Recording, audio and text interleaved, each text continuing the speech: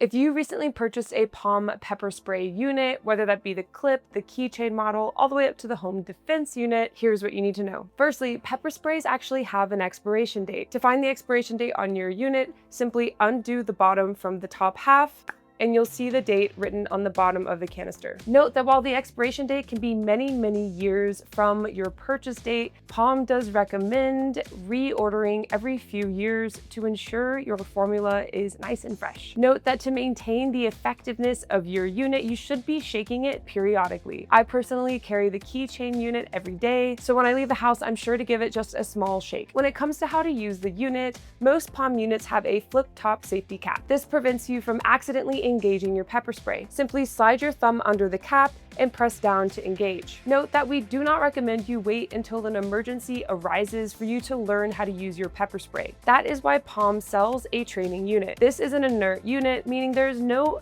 active ingredient that could cause harm. To train properly, say you're using the clip unit, simply undo the top from the bottom, stage the pepper spray how you normally would, and then you can give it a couple shakes and a couple practice bursts.